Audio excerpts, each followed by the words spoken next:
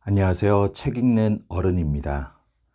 여러분은 한 주 몸과 함께 어떻게 보내셨나요? 어떻게 자신의 몸을 자각하며 움직여 보셨나요? 저는 한 주 동안 걷기 운동과 간단한 스트레칭 운동을 해봤습니다. 무더위 속에서 걷는 것은 쉽지 않았지만 아침 일찍 산을 걷거나 오후에 사무실 앞 공원을 걸으면서 스트레스를 풀고 잡념도 없애는 시간이었습니다. 또한 2시간에 한 번씩은 자리에서 일어나 간단한 스트레칭을 하면서 몸을 자각하며 움직여 봤습니다. 한결 몸과 마음, 뇌가 가벼워짐을 느낄 수 있었습니다. 그리고 우리의 매일 일상의 활동에서 몸의 움직임을 자각하는 것이 운동이 될 수 있음도 알아차리는 한 주였습니다. 여러분도 자신만의 즐겁고 활력을 주는 일상의 운동을 찾아 꾸준히 해 보셨으면 합니다. 그럼 오늘은 6장, 오늘부터 내 몸을 존중하기의 일부를 낭독하고 여러분과 몸에 대해 생각해 보고 실천해 볼 수 있는 것을 나눠 보겠습니다.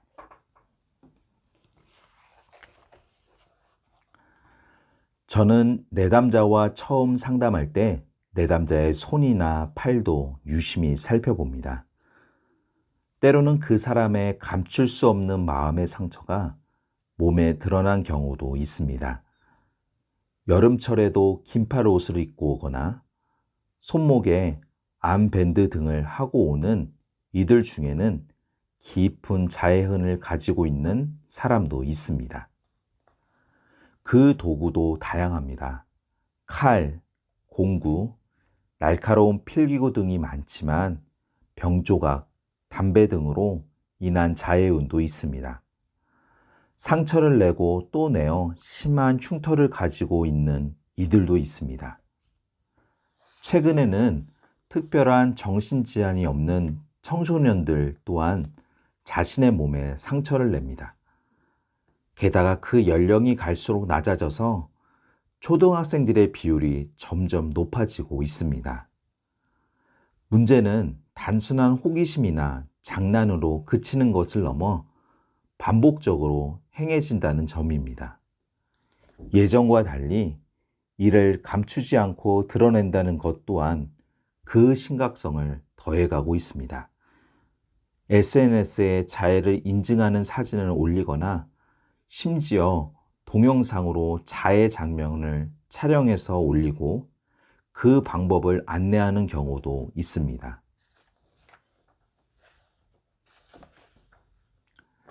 이 글을 읽으면서 당연히 어떻게 자신의 몸에 상처를 낼 수 있지?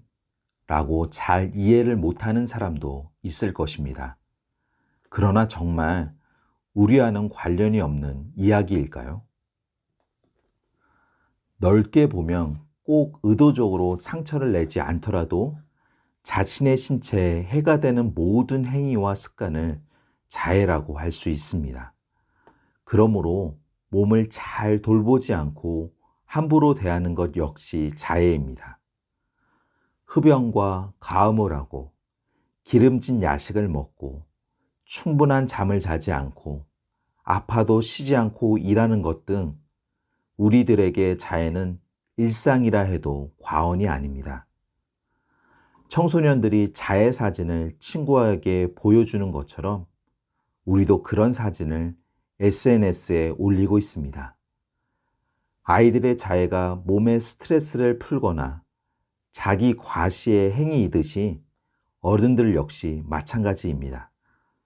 더 예뻐지기 위해 건강을 해칠 정도로 몸에게 고통을 가하고 더 많은 성과를 내려고 카페인 음료를 들이붓고 허전함을 느끼면 허겁지겁 야식으로 배를 채우고 스트레스를 받으면 줄담배와 폭음을 일삼습니다. 이 모든 게 다 은밀한 자해입니다. 몸이 존중되지 않는 사회에서 몸은 자기 과시, 자기 위로, 자기 처벌의 도구가 됩니다. 스트레스가 과도한 사회에서 몸은 이를 받아내는 쓰레기통이 되고 맙니다. 도구로 전락한 몸, 은밀한 자해가 행해지는 몸. 지금 우리가 몸과의 관계를 회복해야 할 또 하나의 이유입니다.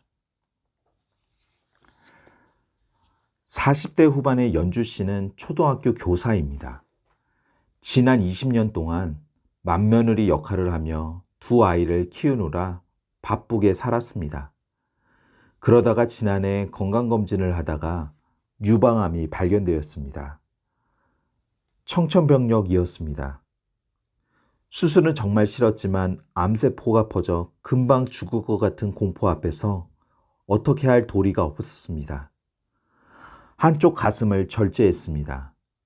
이후 수술보다 더 힘든 항암 치료가 받았습니다. 그렇게 8개월이 지났습니다. 그런데 연주 씨는 지금까지 한 번도 수술 부위를 제대로 본 적이 없습니다. 자신의 몸을 도저히 볼 자신이 없어서입니다. 어느 날 연주 씨는 사진 한 장을 보았습니다. 1980년대에 유방암 수술을 받은 디나 매츠거의 상반신 나체 사진이었습니다. 그녀 역시 한쪽 가슴을 절제했습니다. 그러나 사진 속 그녀는 두 팔을 벌리고 한쪽 가슴이 잘려나간 상반신을 당당히 드러내고 있었습니다. 그녀의 얼굴에는 미소가 흘러넘쳤습니다. 그녀의 몸에는 긴 흉터가 있었지만 흉측스럽게 보이는 것이 아니라 아름다웠고 자유로워 보였습니다. 연주 씨는 거울 앞에 섰습니다. 차마 볼 수 없어 눈을 감았습니다. 그리고 천천히 눈을 떴습니다. 아주 찬찬히 수술 부위를 살펴보았습니다. 흉터는 생각보다 끔찍하지 않았습니다. 그렇게 한동안 거울 앞에서 자신의 가슴을 바라보니 마치 몸이 자신에게 말을 하는 것 같았습니다. 어서 와. 처음 봤지? 어때? 그동안 내가 그렇게 싫었어? 그녀는 순간 주저앉아 대성통곡을 했습니다. 그녀는 연신 가슴과 흉터를 매만졌습니다. 너무나 미안했습니다. 그녀는 태어나서 처음으로 몸에 진심 어린 사과를 했습니다. 그 후 연주 씨는 조금씩 우울감에서 회복했습니다. 자신의 몸을 받아들여 가면서 몸을 점점 돌보게 되었습니다. 한 번은 자살예방협회에서 일하는 사람들과 치유 걷기를 할 때의 일입니다. 아픈 몸과의 대화 시간에 한 여성 상담사가 계속 울었습니다.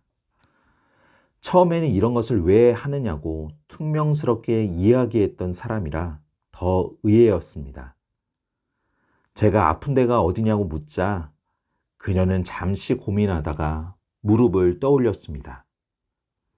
그녀는 생애 처음으로 무릎과 이야기를 하기 위해 눈을 감았습니다. 그동안 통증이 계속 이어졌지만 병원 한번 찾지도 않은 그녀에게 무릎은 오랫동안 참고 있었던 원망과 서러움을 토해냈습니다. 다른 사람의 고통은 함께 아파하면서 왜 내 고통은 모른 척해? 다른 사람들이 힘들다고 하면 따뜻한 위로를 해주면서 왜 내가 힘들다고 하며 왜 나를 구박해? 내가 꾀병이라고 부리는 것처럼 내가 쓰러져야 그때 가서 관심을 가져줄 거야? 내가 힘들다고 할 때 내 말에 귀를 기울여주면 안 돼? 그녀는 무릎이 자신에게 화를 내는 동안 아무 이야기도 할 수 없었습니다. 하나도 반박할 수 없는 말이었습니다. 타인의 고통에는 민감했지만 자신의 몸에 대한 고통에는 정말 둔감했기 때문입니다. 무릎이 안 좋은데도 밤이면 음식으로 스트레스를 풀어 체중은 오히려 점점 늘어만 갔습니다. 그날 그녀는 태어나서 처음으로 몸에게 사과를 했습니다. 정말 미안해. 몸에 친절을 베풀고 몸을 챙기기 전에 지난 시간 동안 우리가 자신의 몸에 저질러온 악행들과 악습들에 대해 진정한 사과를 해야 하지 않을까요?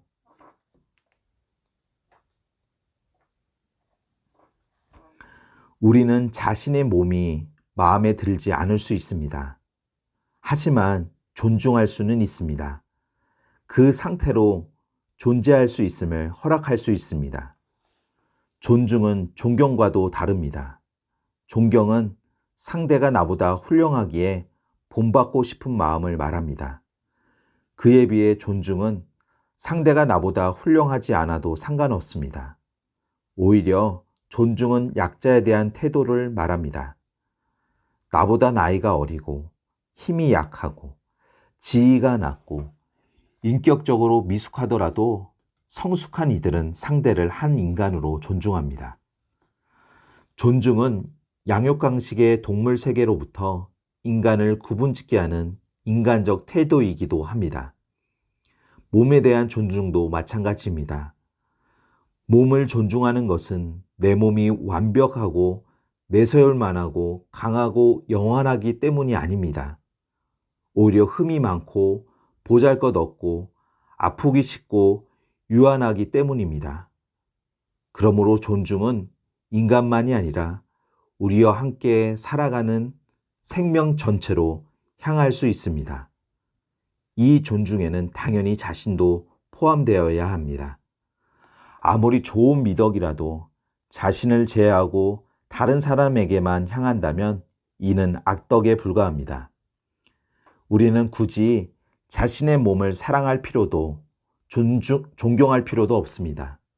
그러나 몸 그 자체로 존중해 줄 수 있어야 합니다. 그럴 수 없다면 적어도 비난은 하지 말아야 합니다. 그것이 바로 평생 우리와 함께 살아가는 몸에 대한 최소한의 예의입니다.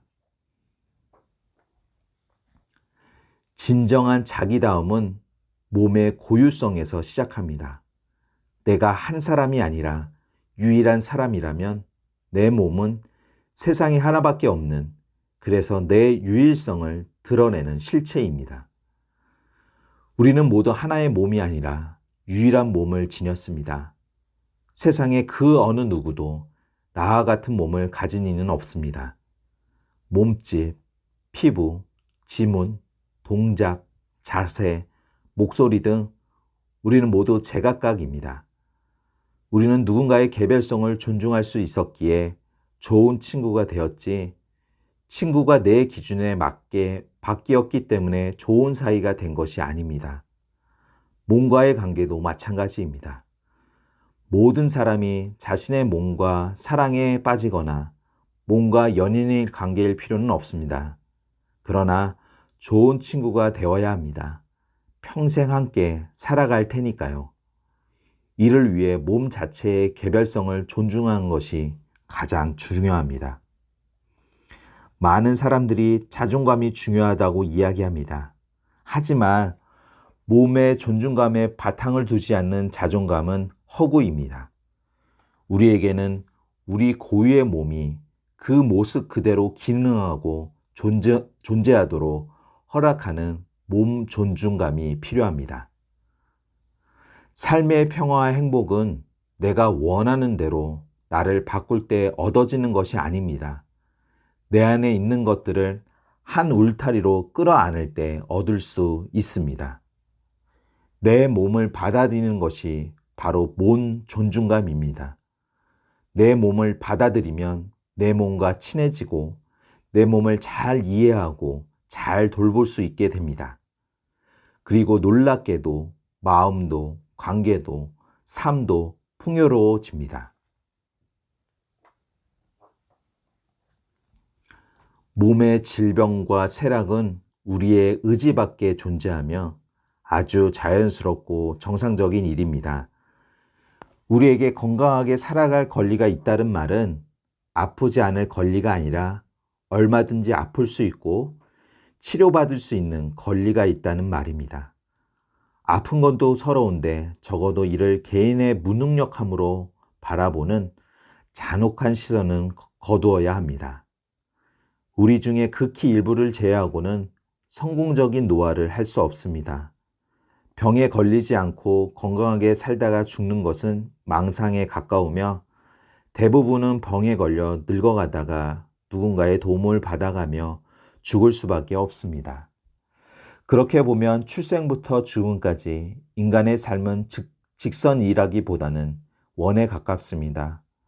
손가락 하나 혼자서 움직일 수 없는 몸으로 태어나 누군가의 도움으로 두 발로 세상에 서서 살아가다가 나이 들면 또다시 누군가의 도움을 받아가며 죽어가는 것이 우리의 인생입니다.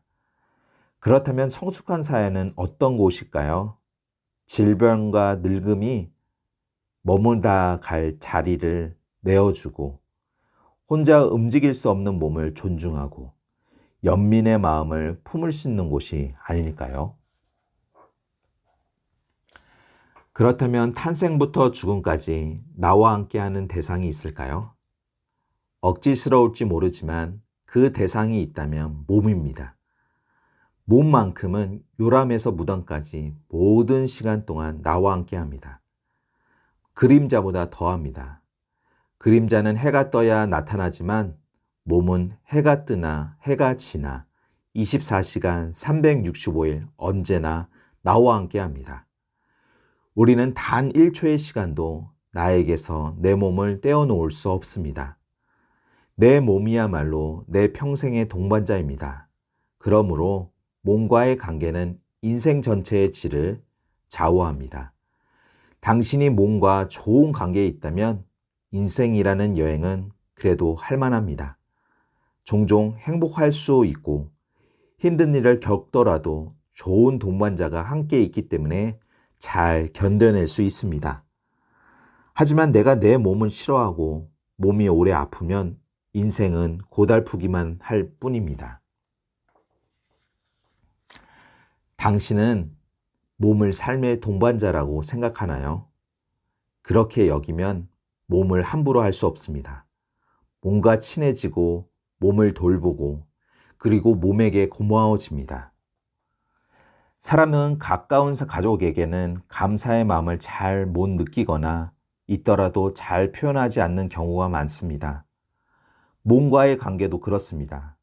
많은 사람들이 평생 동안 단 한 번도 몸에게 감사를 해본 적이 없습니다. 저도 그랬습니다. 그러다가 2014년도 혼자 여행을 하는 동안 몸에게 감사의 인사가 터져 나왔습니다. 특별한 일이 있어서가 아니라 그냥 저와 같이 이 여행을 함께 해주는 것 자체가 고마웠습니다. 고마워, 그냥 나와 함께 해줘서 고마워. 이런 말들이 터져 나왔습니다. 아마도 몸은 무척 당황했을 것입니다. 이 사람이 갑자기 왜 그래? 라고 했을지 모릅니다. 안식년 여행 이후로 저는 몸을 대하는 태도가 근본적으로 달라졌습니다. 몸을 제 삶의 평생 동반자라고 여기고 살아가게 되었습니다.